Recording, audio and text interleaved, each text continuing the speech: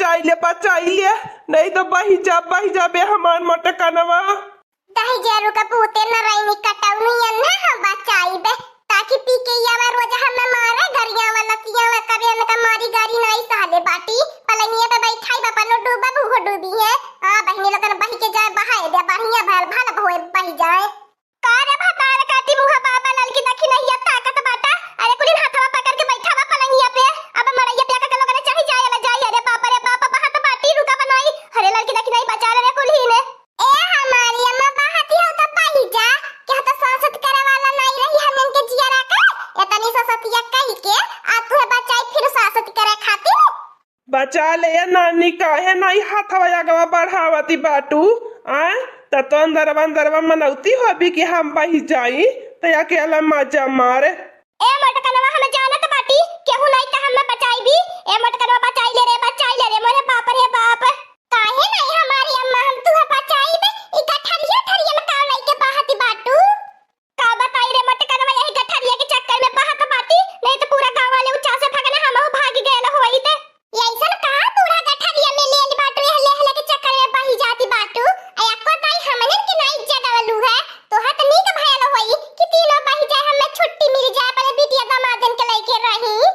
एमे गहना गुड़िया बजन अपने बिटियावन के देव चीन चकिया लेना बाटी नहीं तो ई बाड़ी में मार कुल गहना गुड़िया बही जाता ए बच्चा लोगन तन की हमारे ध्यान दे दिया काहे हमारे वर के ध्यानवा नहीं देत बाटा इतना बूढ़ पुरानिया लुज होई के बहत बाटी आ अपने तोहन लोगन खटिया पलंगी पे बैठली बाटू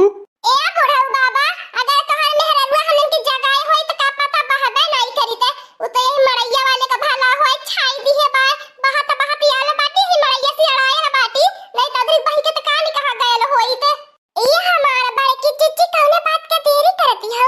ई गहनवा के गठरिया पने लगा धैला कौने दिन राती हमने तीनों के काम में आई बूढ़ा का बचावे के नहीं बा बूढ़ा बही के पता निकाल के कहां गई है मुई है कि जी है। हां हमारा बड़े की चिच्ची लाला गहनवा के गठरिया जब तक भतार काटी हमारा सासू आवत जाता बा तब तक गहनवा के गठरिया के केहू हाथ नहीं लगा पाई नहीं केहू के लगावई देबे बेसा का बही जाबे लेकिन त गहना केहू के हाथ नहीं लगाई देबे।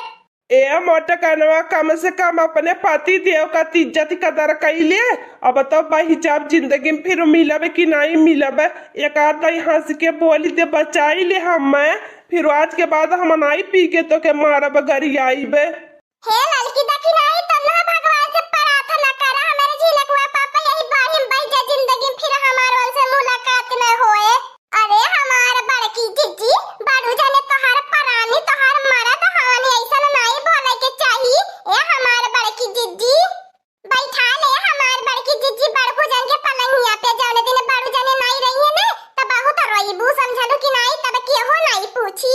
चुप रह तू भतार काटी लोगन आज हम बहुत खुश बाटी हमार खुशी भंग न कर हां नहीं ते भाई जा हमें जिंदगी में मुलाकात होए दही जरा का पूत नहीं ते इतना पीपी मारला तब नहीं है तू छड़ावे। अरे दखी नहीं या लड़की भतार काटी हथवा दे रे कोई न बहात बाटो रे बापी बनिए के धौकवा कितना जोर धरवा चलत बा रे बाप लगत बा अब हम नहीं बचब। अरे बचाओ रे मटकनवा मुस्की आती बाटी बैठी के जा तू बूढ़ा कम से कम घर में से एक दीपति खत्म होई जाई आ नहीं ते तोहरे न दहाई तोहरे बिटिया दमाद घर में भागी हरदम आवे ने झौवा भन नाती आवे ने उनके बनावत खियावत जीव का चुआई जाला सही कहती है हमार बड़की जिज्जी ना पर जोखी के बुढ़ंजिया खाना बनवावे पेट नहीं भरे हमने के हमन के आजादी छीन ले रहली हमन के जिया हराम करे रहली है भलो यही बाहिम बही जाए हम बही जा भतार काटी लगत त का तोहन लोगन बची जाबू तोहन लोगन बही जाबू अनाई बहबू ने तिही भूखन पियास में झुराई मरी जाबू। तड़पी नहीं अम्मा पानी से भेंट नहीं होई एक ठिकाना से भेंट नहीं होई चील कौआ तोहन लोगन के खाई है। हे बाड़ू जाने भला हमन के काहे चील कौआ खाई होई बड़की जिज्जी के खाए हमने तुहे का बोलत बाटी ए नारायणी काटाउनु तू हमारा मरद हया तू तो जा वही आजीगर लीली है खाई है नोची मछली खाई है।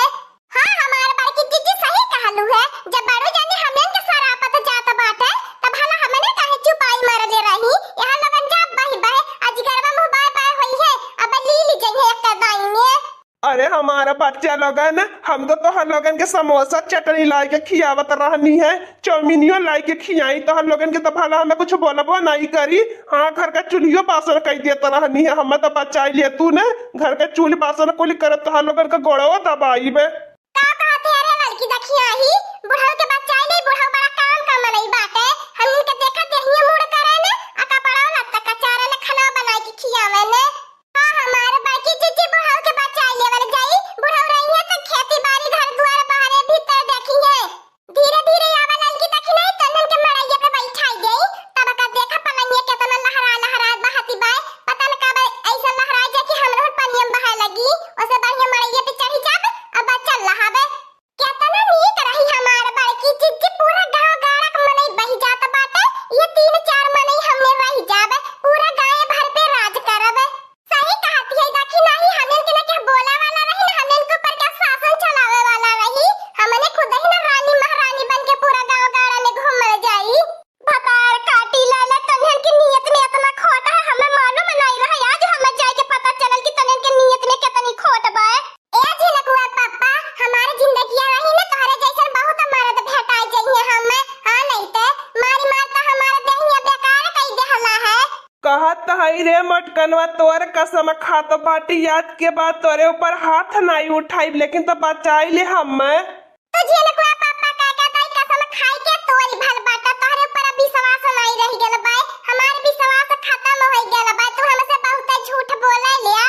ए हमार बड़की जीजी ई सब से मोह माया खत्म करा आ धीरे से हमने मड़ई पे चढ़ा। हां नहीं तो देखा पलंगिया लहराती बा, नहीं तो हमनो यही बहे लागबे। हमारे तीनों पतहिया कितनी नीक है ना, हमें बचाई लहनी जा तो हर दोनों जने बहा बूढ़ा वही में। हाँ पतोहा लोगन बुढ़िया तो हमें तनको नहीं भावती रहली हवे, लेकिन तो हमें इतना डरवा नौले रहली, हमरे देही में बहुत डेरी हो गई रहली हवे।